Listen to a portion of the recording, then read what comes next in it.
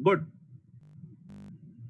So, to all my students, Assalamu alaikum wa rahmatullahi wa barakatuh.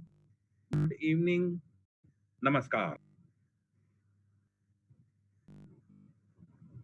So, today's topic is very important as far as the endocrinology is concerned.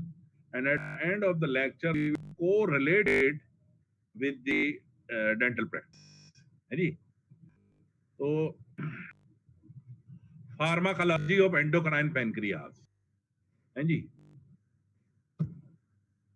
You can see here we have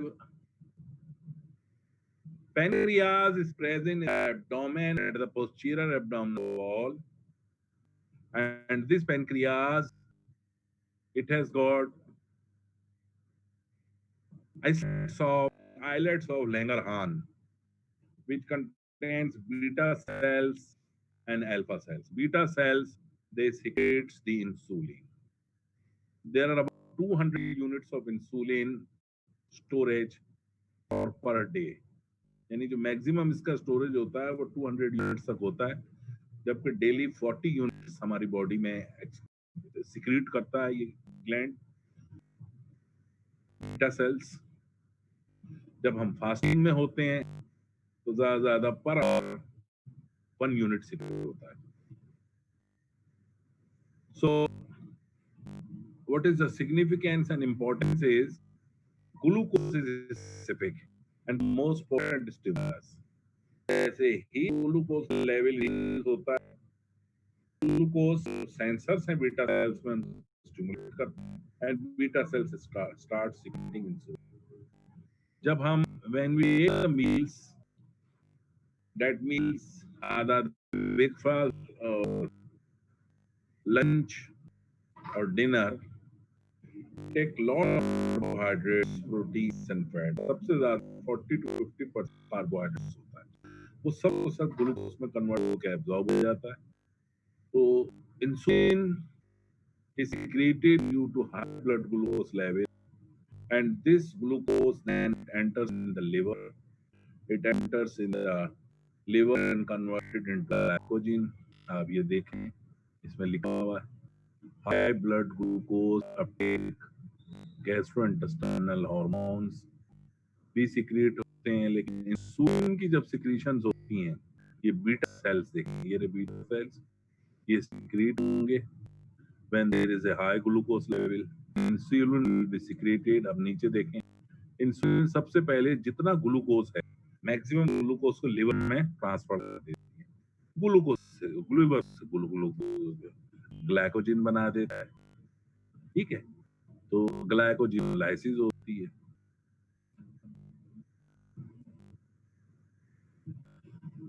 तो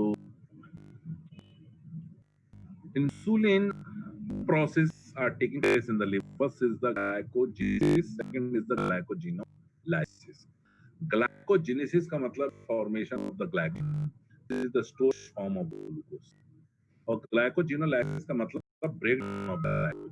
insulin inhibit करती है glycogenolysis को और glucogenesis को stimulate करती है, ठीक है? जबकि इसका अपोजिट हार्मोन है glucagon. Glucagon causes breakdown of the glycogen and releases the glucose in the liver. So glucagon is secreted when there is a hypoglycemia, and insulin is secreted when there is a hyperglycemia. दोनों के opposite function है, लेकिन insulin store कराती है glucose की liver में in very extensive form. जिनकी form में बहुत सारा ग्लूकोज स्टोर हो जाता है। बाकी जो ग्लूकोज होता है, it causes the entry of dead glucose in the muscles, ठीक है? किडनी ट्यूब्यूल्स में ग्लूकोज को लॉस नहीं होने देती, और जितने भी बॉडीज के टिश्यूज हैं, insulin causes the transfer of glucose and amino acids into the cell. Insulin सिर्फ मेटाबॉलिज्म ऑफ द लिवर को कंट्रोल नहीं करती, बल्कि प्रोटीन और लिपिड्स के भी फंक्शंस को कंट्रोल करती है। It causes the entry of fatty acid inside the fat cell, adipose tissue, जो आपके एंटीरियर एब्डोमिनल में वॉल में है, and on the back of the thigh, buttocks में. And insulin triglyceride की formation करती है and causes the deposition of fats in the fat storage area. And this is the insulin which prevent and inhibit the breakdown of the triglycerides. Proteins की formation कराती है in the liver as well as in many other tissues. Amino acids को जो जायद amino acids होते हैं उनको convert करा देती है ग्लूकोज में भी और फैटी एसिड्स में. तो इसका बहुत इंपॉर्टेंट फंक्शन है. तो अब अगर इंसुलिन नहीं होगी तो क्या होगा? हाइपरग्लाइसीमिया होगा. Fatty acids will not be converted into triglycerides, so there will be high level of fatty acids. Fatty acids का मेटाबॉलिज्म बढ़ जाएगा, कीटोन बॉडीज बढ़ जाएंगी, and there will be the hyperglycemia, there will be acidosis, there will be increased ketone bodies, and the persons undergo a very medical emergency जिसे हम कहते हैं diabetic ketoacidosis. That is a medical emergency, life threatening. अच्छा, इसको खुद देखिए, glucose homeostasis. हमें glucose को मेंटेन रखना है 80 मिलीग्राम टू 100 मिलीग्राम. पहले जब हम मेडिकल स्टूडेंट्स थे तो कहते थे 80 टू 120. अब जो नई सीरीज आई है उसमें कह रहे हैं 80 to 100. 110 is not abnormal but that is unstable, और 120 से ऊपर तो डायबिटीज डायग्नोस हो जाए. तो 80 टू 100 मिलीग्राम या 80 टू 1 मिलीग्राम का ग्लूकोज हमें ब्लड में मेंटेन करना ही करना है. It is mandatory. Glucose is required for the neurons. हमारा जो नर्वस सिस्टम है दैट ओनली कंज्यूम ग्लूकोज, जबकि heart it consume fatty acid. Body के जितने भी टिश्यूज हैं they can use amino acids, they can use fatty acid, they can use glucose, लेकिन neurons they only uses glucose. तो glucose का level तो minimum 80 और मैक्सिमम 100 तक रखना है. लेकिन जब हम डाइट खाते हैं वी टेक फूड, उसे हम कहते हैं पोस्ट प्रेंड्रियल. प्रेंड्रियल का मतलब आफ्टर टेकिंग द मील्स. तो ग्लूकोज लेवल 600-900 तक पहुंच जाता है with in few minutes. Insulin उस लेवल को फिर दोबारा जो है नीचे तक ले आती है और उस वक्त वो ले आती है 160 तक. तो इसे हम कहते हैं रैंडम. तो दो किस्म के ग्लूकोज लेवल हैं, एक होता है फास्टिंग, होता है रैंडम. फास्टिंग जो ग्लूकोज लेवल है दैट इज बिटवीन 80 एंड 100. और फास्टिंग 12 आवर्स की हो, नाइट ओवरनाइट में कुछ ना खाया हो, एटलीस्ट तकरीबन जो है 8 से 10 घंटे का हो फास्टिंग. उसके बाद हम देखेंगे तो 80 टू 100 इज नॉर्मल. ये जो मेंटेनेंस करते हैं इसको कहते हैं होम्योस्टेसिस.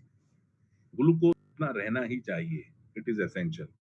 जब ग्लूकोज नीचे जाता है तो ग्लूकागॉन, कॉर्टिसोल, ग्रोथ हार्मोन की सिक्रीट हो जाती है. जब वो ऊपर जाता है इंसुलिन की सिक्रीशन शुरू हो जाती है. तो हमारे यहाँ ब्लड के अंदर एक नॉर्मल लेवल लेता है, लेकिन जो रैंडम है वो 160-170 तक नॉर्मल है, रैंडम आफ्टर द मील्स. आप ये देखें, insulin is secreted from the pancreas. Beta cells of pancreas is stimulated to increase insulin into the blood. जी, high blood glucose level causes the secretion of the insulin. After eating carbohydrate rich meal, glucose अगर insulin नहीं हो तो 900 तक पहुंच जाए, लेकिन फिर हम देखते हैं 160, 150, 140. इसे कहते हैं रैंडम ब्लड ग्लूकोज. इंसुलिन क्या करती है, सारे ग्लूकोज को लिवर में, मसल्स में, टिश्यूज के अंदर ट्रांसफर कर देती है. अदरवाइज ये हाइपरग्लाइसीमिया जो है it will cause the secretion of glucose in the urine. ठीक है ना, ग्लाइकोसूरिया जिसको कहते हैं, उसकी वजह से यूरिन भी बहुत बनेगी और सारा बॉडी का जो वाटर है वो ग्लूकोज के साथ यूरिन में निकल जाएगा. अब normal blood glucose fasting 80 to 100. Liver break down glycogen, release glucose to the blood. जब ग्लूकागॉन उस पे अफेक्ट करेगा लिवर पे, हाइपरग्लाइसीमिया होगा, किसी का 70 है, किसी का 60 है या 80 से जैसे ही नीचे जाएगा ग्लूकागॉन की सिक्रीशन शुरू हो जाएगी. Glucagon will causes the act upon the liver and breaks down the glycogen. Glycogen एक स्टोर है ग्लूकोज का लिवर में, और बहुत बड़ी तादाद में होता है, और वो लेवल पे नॉर्मल रखता है। Alpha cells of the pancreas creates glucagon. ठीक है भाई, अब यहाँ तक हमने कुछ बेसिक चीजें समझ ली हैं। लेकिन यहाँ आप एक देखें, ऊपर लिखा हुआ है, ये इस तरफ जिस तरफ मार्क कर रहा हूँ, राइट साइड पे upper, high blood glucose gastrointestinal hormone GIP. तो लोकल हार्मोन्स होते हैं दो, एक को कहते हैं गैस्ट्रिक इनहिबिटरी पेप्टाइड, एक को कहते हैं ग्लूकागॉन लाइक पेप्टाइड। अब ये दो हार्मोन इंटेस्टाइन सिक्रीट करती हैं, इन्हें इंक्रीटिन्स कहते हैं, INCREINS, इंक्रीटिन। ये इंक्रीटिन्स क्या करते हैं? ये इन्हांस कर देते हैं इंसुलिन का functions. They they are the natural types of local insulin, समझ। तो वही फंक्शन जो इंसुलिन करते हैं वही ये इंक्रीटिन्स करते हैं। They are very important. ये स्टमक की एम्प्टी को स्लो कर देते हैं and they increases the uptake of glucose by the different tissues of the body.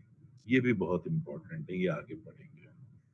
अब आप ये देखें, normal glucose after post absorptive period, circulating insulin are maintained through constant beta cell secretion। जो post मील period में जितने भी normal individual हैं जिनकी इंसुलिन नॉर्मल सिक्रीट हो रही हैं, वो इंसुलिन की सिक्रीशंस की वजह से ब्लड ग्लूकोज लेवल एक नॉर्मल लेवल पे रहता है। रैंडम में रहेगा 160 150, फास्टिंग में रहेगा 80 to 100, और जो रैंडम होगा वो 140 to 180, ये इसी रेंज है, इसे हम कहते हैं रैंडम लेवल। इंसुलिन सेसिस लाइपोलाइसिस, अगर इंसुलिन नहीं हो तो सारी बॉडी का फैट जो है वो डिसॉल्व हो जाए और सारे फैटी एसिड्स ब्लड स्ट्रीम में आ जाए, और फिर तो इतना बड़ा मेडिकल इमरजेंसी क्रिएट हो जाती है कि सारी लिपिड्स जब सिक्रीट्स होके ब्लड में आएंगे तो will cause the formation of the ketone bodies, and in ketone bodies it causes acidosis. Acidosis decreases the pH and the person undergo coma. इस कंडीशन को कहते हैं डायबिटिक कीटोएसिडोसिस। लाइफ थ्रेटनिंग है, patient की death भी हो सकती है। तो इसका कितना इंपॉर्टेंट फंक्शन है।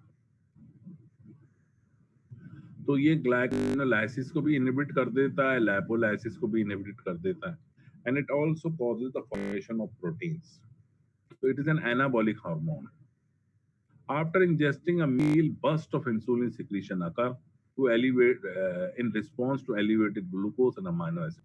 जब आप कोई मील्स खाते हैं तो बहुत बड़ी तादाद में अमाइनो एसिड और ग्लूकोज ब्लड में दाखिल हो जाते हैं। अब ये तमाम ग्लूकोज, अमाइनो एसिड और फैटी एसिड्स, इन सब की जो स्टोरेज है वो इंसुलिन कराता है। ग्लूकोज को लिवर में स्टोर कर देता है, ग्लूकोज को मसल्स में ट्रांसफर कर देता है, अमाइनो एसिड्स को ट्रांसफर कर देता है ग्लूकोज में, जहाँ से प्रोटीन्स बनती हैं मुख्तलिफ किस्म की। मुख्तलिफ सेल्स में अमाइनो एसिड्स को एंटर करा के उससे एंजाइम्स बनते हैं, पॉलीपेप्टाइड्स बनते हैं, और लिपिड्स को, फैटी एसिड को स्टोरेज में ट्राइग्लिसराइड में कन्वर्ट कर देते हैं और फैट सारा स्टोर हो जाता है। अब हमारे पास ये जो इंसुलिन की डेफिशिएंसी है, ये दो किस्म की है, and deficiency of the insulin it causes diabetes mellitus. Type 1 है जो कि अक्सर कॉन्जेनाइटल होता है, इसे हम चिल्ड्रंस में बहुत कॉमन होता है। ये lack of functioning of the B cells when there is a total loss of beta cells। Type 1 को हम इंसुलिन डिपेंडेंट कहते हैं, कि सारे के सारे बीटा सेल्स डिस्ट्रॉय हो जाते हैं। या तो कॉन्जेनाइटली बाय बर्थ होगा, तो ये चिल्ड्रन में होता है ज्यादातर, and there no chances of secretion of the insulin. तो फिर ऐसे पेशेंट को इंसुलिन थेरेपी दी जाती है, सिर्फ इंसुलिन ही दी जाती है, ठीक है ना। टाइप 2 में partial loss of the beta sales, viral infection हो गया या किसी और वजह से भी 100% में से 40% डिस्ट्रॉय हो गए, 30% 20% डिपेंड करता है, डिफरेंट वैरायटी के पेशेंट्स। अब इसमें इंसुलिन सिक्रीट तो हो रही है लेकिन डेफिशिएंट है। तो this is the difference between two types of diabetes. तो diabetic mellitus type 1, type 2, type 1 insulin dependent, type 2 non insulin dependent. Type 1 को चाइल्डहुड डायबिटीज भी कहते हैं, बच्चा पैदाइशी तौर पे ही जो है वो डायबिटिक होता है, कंजेनाइटल होता है, जेनेटिक्स होता है। टाइप 2 में मैच्योरिटी ऑनसेट एडल्ट डायबिटीज कहते हैं। तो इसके बहुत सारे कॉजेज हैं। हो सकता है पूरी बीटा सेल्स नॉर्मल हो लेकिन रिसेप्टर्स डिफेक्टिव हैं उसके। हो सकता है कि डिस्ट्रक्शन हो चुकी हो। टाइप 2 वाले भी एक स्टेज में आके टाइप 1 में कन्वर्ट हो जाते हैं। जब उनके बीटा सेल्स इस पोजीशन में आ जाते हैं कि ड्रग्स पे इफेक्ट नहीं करती, तो फिर हम उनको इंसुलिन पे रख देते हैं। तो टाइप 2 के बाद टाइप 3 भी आ गई। टाइप 3 टाइप 2 ही की एक किस्म है, लेकिन उसमें होता क्या है कि stage comes when the beta cells they lost completely lose their functioning, so it becomes a type of a type 1। तो फिर हम टाइप 2 के पेशेंट्स को इंसुलिन पे रख देते हैं। तो होगा क्या, and what happens in the diabetes, hyperglycemia होगा, glycosuria means loss of glucose in the urine। Glucose अपने साथ वाटर को लेके जाता है, so there will be loss of water from the body, person will be dehydrated, lipid breakdown शुरू हो जाएगा, फैटी एसिड्स का लेवल बढ़ जाएगा, कीटोन बॉडीज जो कि एंड प्रोडक्ट हैं फैट फैट मेटाबॉलिज्म का, उनका लेवल बढ़ जाएगा। तो glucose will not enter in the normal quantity in the muscles, muscle की वेस्टिंग शुरू हो जाएगी और person will become weak. There is a polyuria, polyuria means passing urine many times. Polyphagia, बार बार उसको भूख लगेगी। पोलीडिप्सिया, बहुत प्यास लगेगी, तो हम कहते हैं पोलीयूरिया, पोलीफेगिया, पोलीडिप्सिया। ठीक है ना। ये तो कुछ इसकी कॉम्प्लिकेशन हो गई थी। अब आप देखें वो ड्रग्स कौन सी हैं, तो टाइप 2 के पहले हम ड्रग पढ़ेंगे। टाइप 2 जिसमें हमने पढ़ा कि डेफिशिएंट है insulin, total loss of the beta sales नहीं। सबसे पहले तो हम कहते हैं ये जो ड्रग्स हैं सिक्रेटागॉग्स कहते हैं, सल्फोनाइल यूरियास। सिक्रेटागॉग्स इन्हें इसलिए कहते हैं कि these drugs causes the induces the beta cell to secrete the insulin। सो ये सल्फोनाइल यूरिया हो गई। दूसरा जो ड्रग है वो बिगोनाइट्स हैं, इसकी एग्जांपल है मेटफॉर्मिन। तीसरा है थायाजोलिडाइनडायोन्स। थायाजोलिडाइनडायोन्स नाम जरा डिफिकल्ट है लेकिन आपको याद करना पाएगा। थायाजोलिडाइनडायोन्स, थायाजोलिडाइनडायोन्स। इसकी दो ड्रग्स हैं, पायोग्लिटाजोन, रोसीग्लिटाजोन या रोजीग्लिटाजोन भी कहते हैं। चौथी है अल्फा ग्लूकोसाइडेज इनहिबिटर्स, जिसमें एकार्बोस है और मिग्लिटॉल है। चौथी है हमारे पास इंक्रीटिन्स बेस्ड थेरेपी, इसमें एक एंजाइम इनहिबिटर होता है, DPP4 इनहिबिटर। ये लोकल एक एंजाइम सिक्रीट होता है जो कि लोकल इंसुलिन जैसी एक सिक्रीशंस होती हैं हार्मोन की, उनको 1 और 2 मिनट्स के फंक्शन के बाद इनहिबिट कर देता है। तो ये ड्रग्स इंक्रेटिन का लेवल बढ़ा देती हैं इन दी इंटेस्टाइन। इनका नाम है सीताग्लिप्टिन, सीसाग्लिप्टिन, लाइनाग्लिप्टिन। तो एक बार फिर देख लें, sulfonylureas, biguanides, metformin, thiazolidinediones, pioglitazone और rosiglitazone, alpha glucosidase inhibitors, acarbose, miglitol. Incretin therapies 4 DPP4 inhibitors, sitagliptin, saxagliptin, linagliptin। इस वक्त जो मोस्ट करंट और मोस्ट मॉडर्न ड्रग्स हैं, जो मोस्ट कॉमनली और कमेंडेड है इस वक्त करंट, वो है इंक्रेटिन बेस्ड थेरेपी। तो सबसे पहले हम ये ऊपर की पढ़ने के बजाय इंक्रेटिन बेस्ड थेरेपीज पढ़ेंगे, क्योंकि हम ये समझते हैं कि मोस्ट कॉमन और मोस्ट कॉमन नहीं, most current and most effective therapy जो है वो यही है। तो हम सबसे पहले वही पढ़ना चाहिए। हम वो क्यों पढ़े पुराने, क्या कहते हैं, पुराने ड्रग्स को। हम नई ड्रग्स पढ़ेंगे ना भाई। तो नई ड्रग्स में देखते हैं कौन सी ड्रग्स है भाई जो, इसे कहते हैं इंक्रेटिन थेरेपी। हमारे इंटेस्टाइन में when we take the food meals, दो हार्मोन्स लोकली सिक्रेट होते हैं। एक को कहते हैं GLP, ग्लूकागॉन लाइक पेप्टाइड। और दूसरा है GIP, गैस्ट्रिक इनहिबिटरी पेप्टाइड। ये जो लोकली सिक्रीट होते हैं, ये इमीडिएटली ब्लड में जाके बीटा सेल पे और अल्फा सेल्स पे एक्ट करते हैं। They are secreted by the GIT, duodenum, jejunum और इलियम और कोलोन से। जैसे कि फूड एंटर होता है, ग्लूकागॉन लाइक पेप्टाइड और गैस्ट्रिक इनहिबिटरी पेप्टाइड सिक्रीट होते हैं। गैस्ट्रिक इनहिबिटरी पेप्टाइड गैस्ट्रिक की एम्पटिंग को डिक्रीज कर देते हैं, जबकि GLP और GIP ये दोनों के दोनों क्या करते हैं,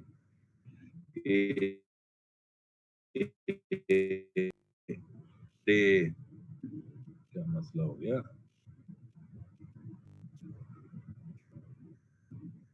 आवाज आ रही है? Can you hear me students? Yes sir. Hello, ठीक है ठीक है। तो मैं जोर से बोलूंगा। मैं आपको इंक्रेटिन थेरेपी बता रहा था जो बिल्कुल करंट थेरेपी है।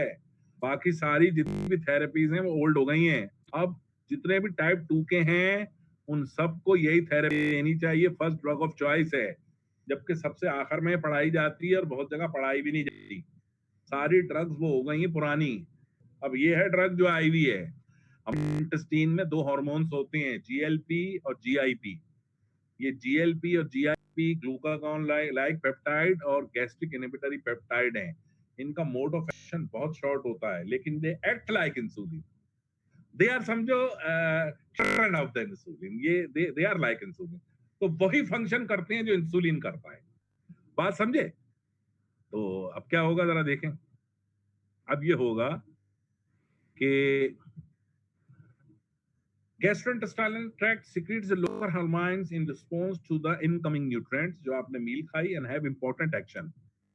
ये दोनों हार्मोन है, गैस्ट्रिक इनहिबिटरी पॉलीपेप्टाइड और ग्लूकागॉन लाइक पेप्टाइड। अब ये करते क्या है? दे एक्ट लाइक इंसुलिन। जो भी फंक्शन इंसुलिन का वो ये करेंगे। इनकी एक्टिविटी को इनहिबिट कौन करता है? DPP4 एंजाइम है। बहुत थोड़ी थोड़ी देर में सिक्रीट होते रहते हैं, थोड़ी थोड़ी देर में, और फंक्शन फ्यू मिनट्स रहता है।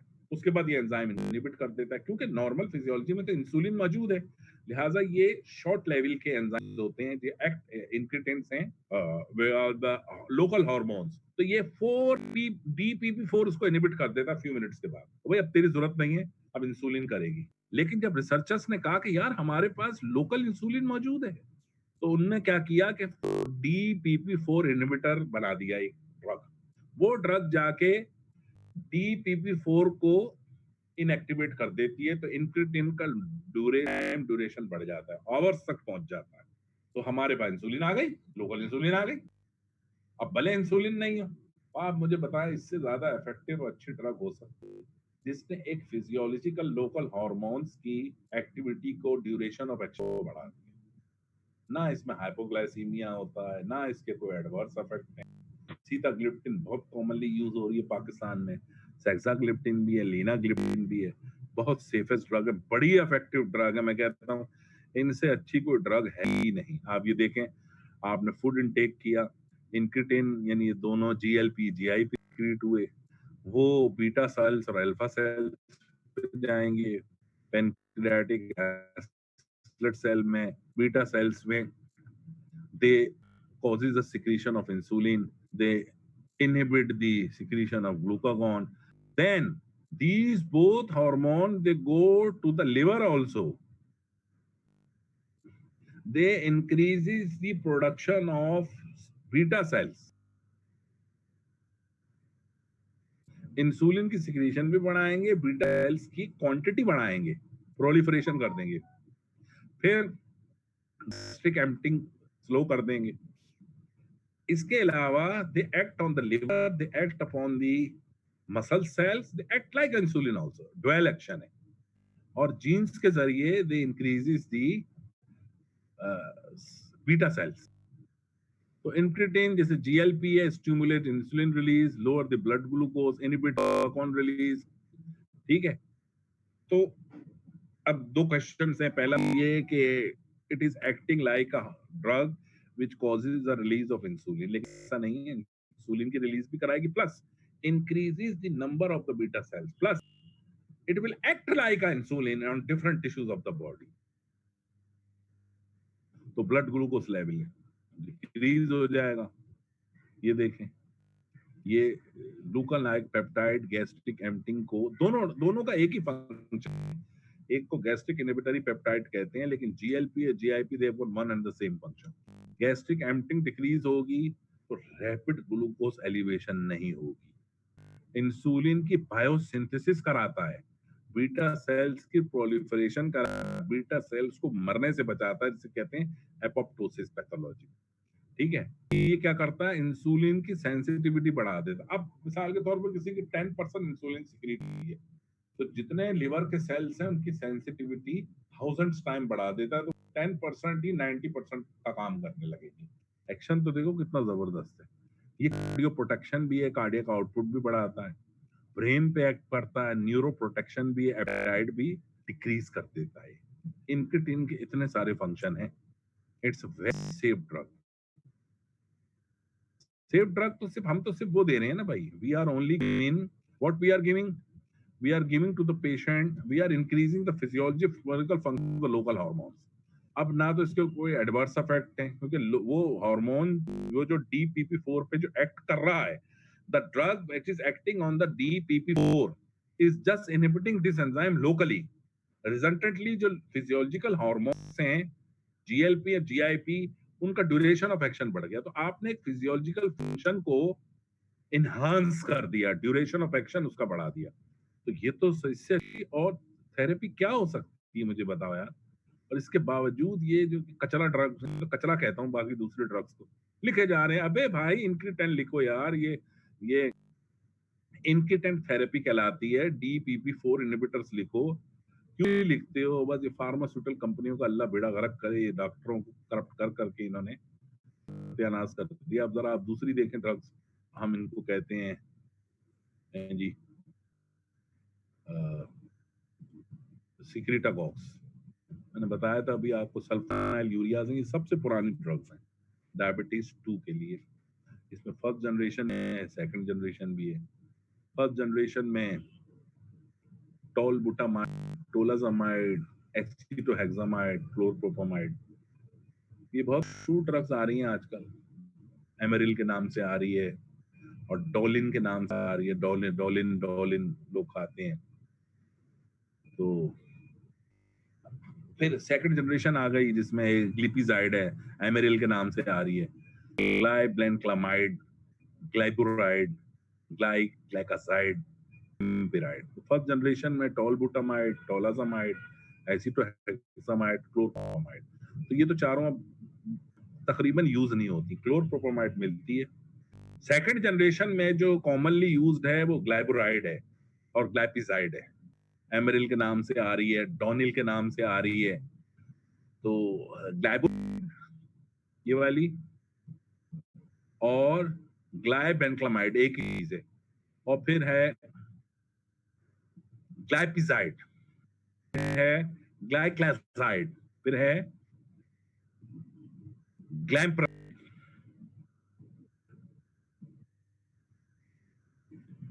तो इसकी प्रोनाउंसिएशन अगर आपको अच्छी देखनी हो तो लिपिनकॉर्ट में बड़ी अच्छी प्रोनाउंसिएशन दी हुई है।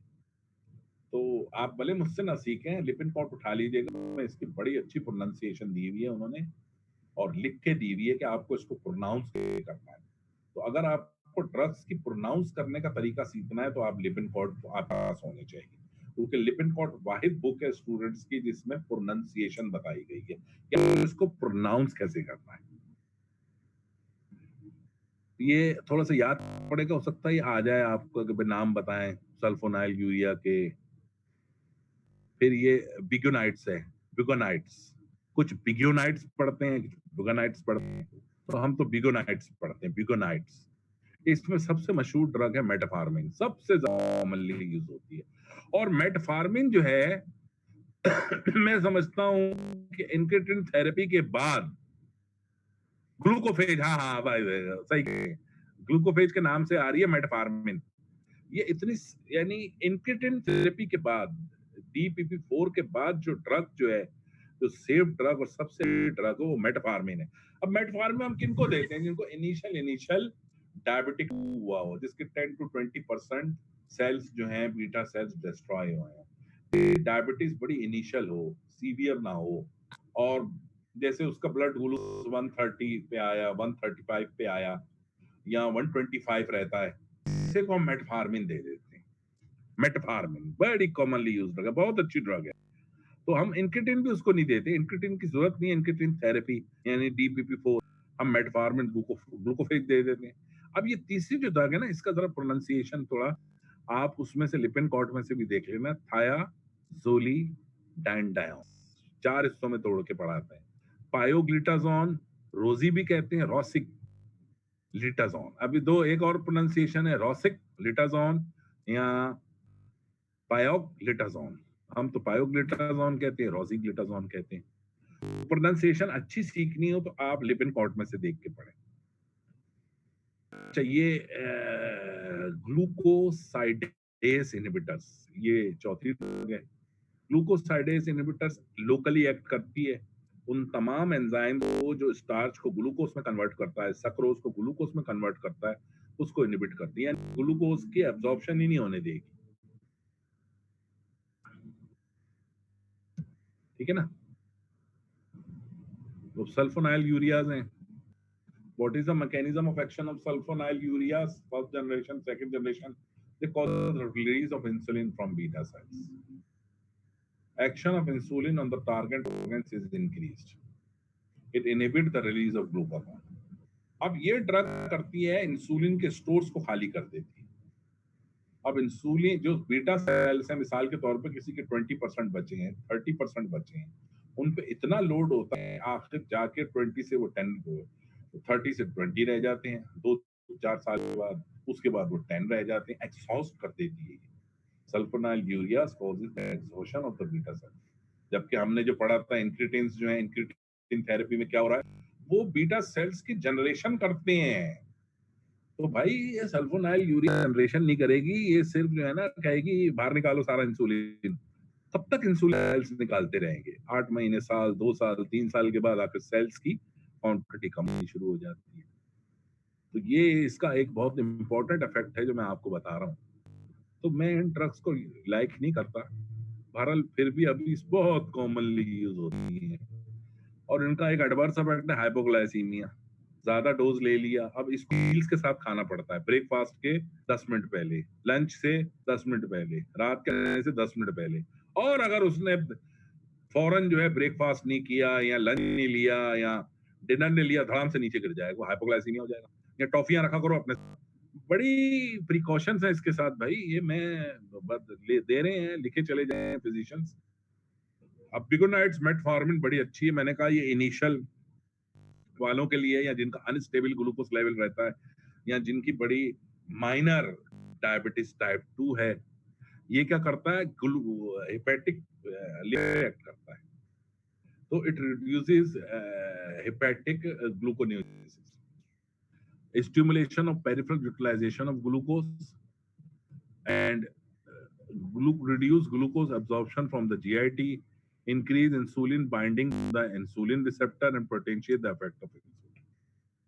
तो इसके एक्शन भी जस्ट लाइक इंसुलिन है। मैं तो इसको कहता हूँ कि ये सुतेला भाई है इंसुलिन, क्योंकि ये utilization of the glucose is increased in the cells. अब ये सेकंड वाला देखना, रिड्यूस हेपेटिक ग्लूकोनियोजेनेसिस। आपके ख्याल से ये वर्ड सही है, या ग्लाइकोजेनेसिस आना चाहिए था, ग्लूकोनियोजेनेसिस?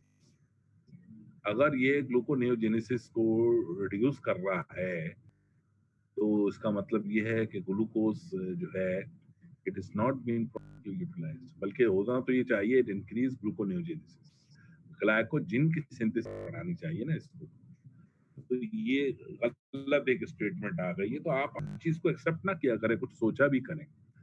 तो ग्लूकोज के एब्जॉर्प्शन डिक्रीज करेगा, इंसुलिन जो जितनी मौजूद है उस तमाम इंसुलिन की बाइंडिंग जो है रिसेप्टर्स पे, उसको पोटेंशिएट करेगा, और मसल सेल्स के अंदर ग्लूकोज को ट्रांसफर कराएगा, हेपेटिक के अंदर, लिवर के अंदर ग्लाइकोजन की सिंथेसिस को बढ़ाएगा।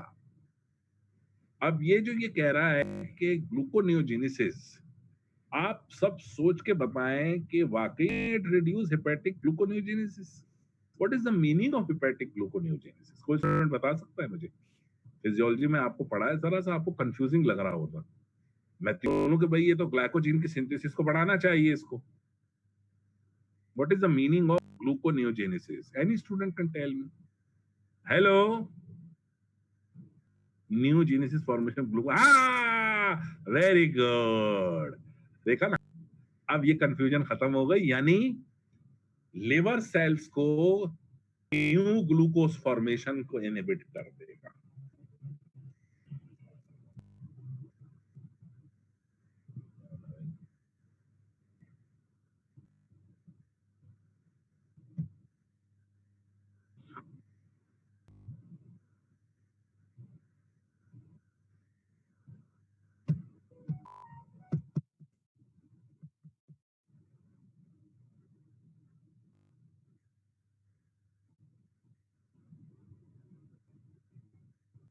Can you hear me students?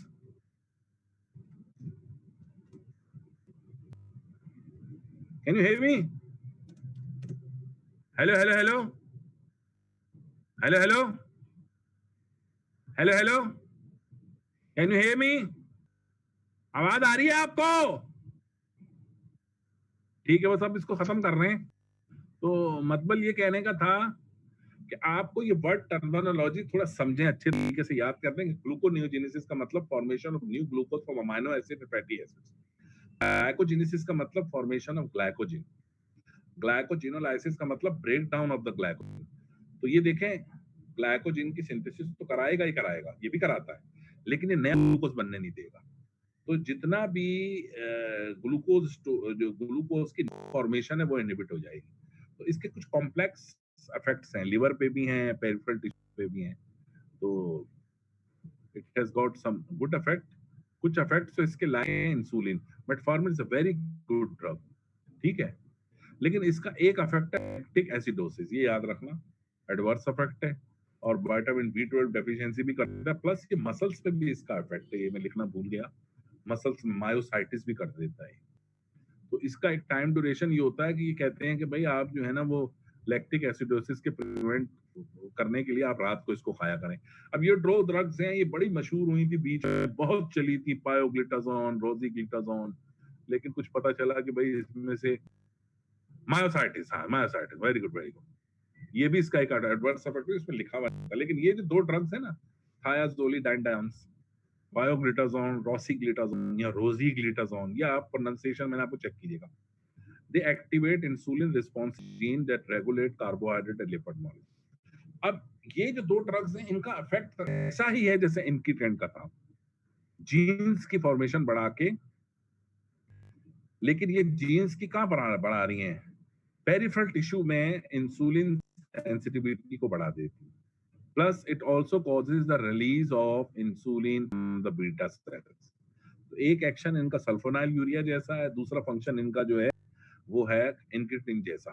लेकिन ये ज्यादा चली नहीं, अभी भी चल रही हैं, लेकिन इंसुलिन सेंसिटिविटी को बढ़ाती हैं, प्लस इंसुलिन की रिलीज भी बढ़ा देती हैं। तो एक तो सल्फोनाइल यूरिया जैसा इनका एक्शन है, दूसरा ये जीन्स की एक्सप्रेशन को बढ़ाते, वो जीन्स जो कि इंसुलिन के रिसेप्टर्स को इंक्रीज करती हैं पेरिफेरल टिश्यूज में।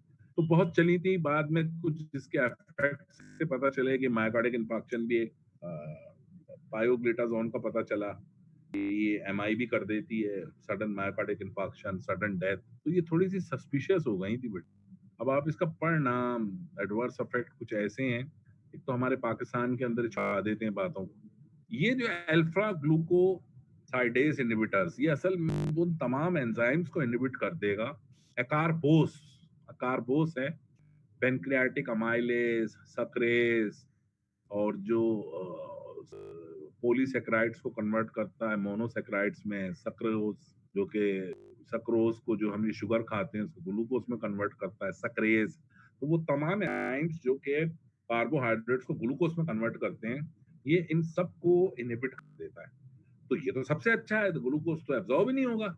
लेकिन मसला ये होता है कि ये टॉलरेट नहीं होता है पेशेंट से। दूसरा ये कि आपने सारी कार्बोहाइड्रेट्स जो है उसकी न्यूट्रिशन में ही खत्म कर दिया उसको। भाई हमें ग्लूकोज तो चाहिए ना सेल्स के लिए, ये तो पूरी कार्बोहाइड्रेट यानी ग्लूकोज की एब्जॉर्प्शन ही खत्म कर देता है। और दूसरा फ्लैटुलेंस, ब्लोटिंग, इतनी गैस, क्योंकि वो जो ग्लूकोज जो इंटेस्टाइन से जब आगे लार्ज इंटेस्टाइन में जाएगा, it will be fermented, it form lot of glucose, it will form lot of gases, it will cause diarrhea। तो ये टॉलरेट नहीं होती पेशेंट से, हालांकि है तो अच्छी भाई। तो यू गॉट इट। तो ये कुछ था, इंट्रोडक्टरी लेक्चर कह सकते हो। ये इतना डिटेल में मैंने इसमें बहुत सारी स्लाइडें खत्म कर दी थी, तो मैं चाह रहा था कि आपको थोड़ा सा एक अच्छा आइडिया हो जाए। अब ये कौन बताएगा? Hello, can you? Incretin therapy आती ही लोग ओरल ओरल फॉर्म में ड्रग्स आती हैं, बहुत अच्छी हैं। सीताग्लिप्टिन तो बहुत अच्छे जो फिजिशियंस हैं वो भी लिख रहे हैं। अब ड्रग ऑफ चॉइस कहता हूँ, हमारे पास दो ही ड्रग्स रह गई, एक इंक्रेटिन थेरेपी वाली DPP4 इनहिबिटर्स और दूसरा मेटफॉर्मिन। ये दोनों इस्तेमाल करनी चाहिए। पता नहीं क्यों ये सल्फोनाइल यूरिया में तो तंग आ गया, उतनी Nazi drug, third class drug अभी तक यूज हो रही है पाकिस्तान में यार।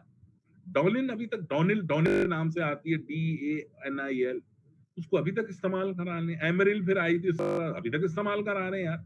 भाई क्यों इस्तेमाल करा रहे हो यार? तुम तुम्हारे पास इंक्रेटिन थेरेपी आ रही है, वो क्यों नहीं देते हो?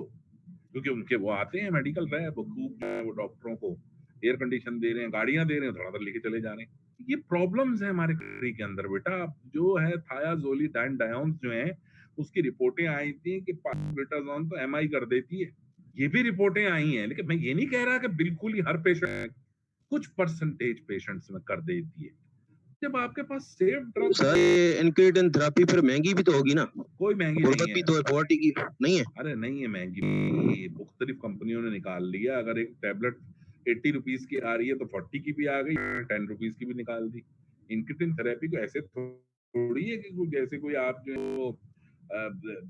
1000 रुपीज की आ रही है। नहीं नहीं नहीं, बहुत सस्ती भी हो गई, हर जगह मौजूद है। भाई मेरे यही अब बेटा, अब यही इस्तेमाल होनी चाहिए, इसी को होना चाहिए। ये तो सल्फोनाइल यूरिया तो एक मुसीबत और अजाब है पेशेंट के लिए। हाइपोग्लाइसीमिया हो रहा है, मील के साथ खाओ, नाश्ते से 10 मिनट पहले लेना। आप जरा से गलती हो गई, मैंने बहुत लोगों को बेहोश होते हुए देखा, एकदम हाइपोग्लाइसीमिया गए, फेंटिंग हो गई। मेटाफार्मिन में ये कम है, मेटाफार्मिन में भी ये नहीं होता हाइपोग्लाइसीमिया। इंक्रेटिन थेरेपी में तो होता ही नहीं, पायो और रोजिग्लिटाजोन में भी नहीं होता है, कम है। लेकिन वो ड्रग्स बड़ी सस्पिशियस है भाई, लेकिन यूज हो रही हैं, लोग इस्तेमाल कर रहे हैं, ठीक है ना? अब ये कौन बताएगा कि इसका रिलेशन है हमारे डेंटल प्रैक्टिस से? कोई है ऐसा जो बता सके? Anybody can tell me what is the relation of this topic और this lecture with the dental practice and the dental surgeon? If diabetes type 2 is severe and glucose level, then can we use metformin? देख 200 और 250 तक अगर जा रहा है तो metformin eight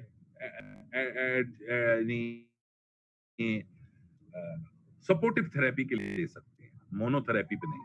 उसमें इंक्रेटिन थेरेपी देनी चाहिए, बट उसके साथ साथ ग्लूकोफेज दे सकते हैं। लेकिन एक होती है मोनोथेरेपी के सिर्फ और सिर्फ आप मेटफॉर्मिन दे रहे हैं, 250 वाले को सिर्फ मेटफॉर्मिन नहीं रखेंगे, ऐड करेंगे दूसरी ड्रग। जो मेन ड्रग होगी वो इंक्रेटिन थेरेपी वाली होगी, DPP4 सीता, और ये जो है सीताग्लिप्टिन सीरीज जो है। डेंटल कैरीज डेंटल मींस के आपका मतलब ये है कि डायबिटिक पेश effect of diabetic mellitus on dentures on teeth, sir ये आप डेंटल बताना चाह रहे हैं। रिसेशन हो सकती है ना? डेंटल रिसेशन या कह सकते हैं। नहीं नहीं, आप लोग समझे नहीं, मैं तो आपसे ये पूछ रहा था, जैसे मैंने पिछले लेक्चर, कल के लेक्चर में आपको बता दिया था कि कितनी इंपॉर्टेंट चीज है कि आप लोगों को विटामिन D3 खुद प्रिस्क्राइब करनी पड़ेगी। इसमें ऐसी क्या चीज है कि आप प्रिस्क्राइब करेंगे? इसमें से कौन सी ड्रग डेंटल प्रैक्टिशनर प्रिस्क्राइब करेगा और क्यों करेगा? तो ये आप देखिए, समझिए, सोचिए और फिर मुझे बताइएगा, क्योंकि वक्त बहुत कम है, टाइम खत्म हो रहा है। आप ये कहेंगे भई हमें पढ़ा क्यों रहे हो? हम तो ये ट्रीटमेंट करेंगे नहीं डायबिटीज टाइप 2 की। जैसे कल का मैंने इस तरह कोरिलेशन आपका बनाया कि कितना आपको कॉन्फिडेंस होगा और आप रिकेट्स में या बच्चों को विटामिन डी3 इन ड्रॉप डी जो आता है वो लिख के देंगे। ऐसा नहीं है कि हर फिजिशियन के पास भेज रहे हैं। यहाँ पे क्या कोरिलेशन बन रहा है कि ये जो ड्रग्स आज हमने पढ़े, can dental surgeon prescribe it? Can any situation arising in dental OPD? इसका जवाब लाओ। कि आप क्योंकि ये तो सारे ड्रग्स फिजिशियंस प्रिस्क्राइब करते हैं। वो क्या कोरिलेशन बन रहा है? ऐसी क्या डेंटल कंडीशन होगी? ऐसी क्या कंडीशन होगी कि जिसमें आप देंगे? यार मैं ये प्रिस्क्राइब कर देता हूँ मेटफॉर्मिन या इंक्रेटिन थेरेपी देना शुरू कर देता हूँ या आपको मैक्सोफेशियल सर्जरी करना चाहते हैं, ठीक है ना? You want to do the surgery. तो अगर आप सर्जरी कर रहे हैं तो यू वांट आप उससे ये कहेंगे कि देखिए भाई आपका ग्लूकोज लेवल जो है बिटवीन 110 टू 100 एंड फास्टिंग जो है आपका 120 तक होना चाहिए, इससे ज्यादा नहीं। और जो आपका जो रैंडम है 180। अगर ये आपका डिसबैलेंस है I will not go for the surgery, क्योंकि सर्जरी से क्या होगा, सर्जरी से पोस्ट ऑपरेटिव एक्शंस बहुत ज्यादा हो जाएंगे। ये जो मॉनिटरिंग है इसमें आपका क्या रोल हो सकता है? आप तो उसको कहेंगे you are a diabetic, you I want, बहुत सारे डेंटल सर सर्जन कहते हैं हीलिंग पे इफेक्ट आता है इधर, वाउंड हीलिंग पे क्यों इसका? नहीं इफेक्ट आएगा? वुंड ड्रिलिंग पे इफेक्ट होगा। अब आपका ग्लूकोज लेवल नॉर्मल होगा तो डायबिटिक फुट भी नहीं होगा आपको। डायबिटिक फुट क्यों होता है? डायबिटिक फुट की वजह यही है कि लॉन्ग टर्म एडवर्स इफेक्ट शुरू हो जाते हैं। तो अब ये है कि वो आप नेक्स्ट टाइम थोड़ा सा जवाब लाइएगा, देखिएगा कि आप क्या कुछ कर सकते हैं। डेंटल कैरीज इन्होंने लिखा है और वुंड हीलिंग भी लिखा है। It's a good good answer, but it's not very good answer. Acceptable, not bad. ठीक है भाई? तो भाई वो अल्लाह हाफिज, अस्सलामु अलैकुम वरहमतुल्लाहि वबरकातुहू, गुड इवनिंग, नमस्कार, धन्यवाद।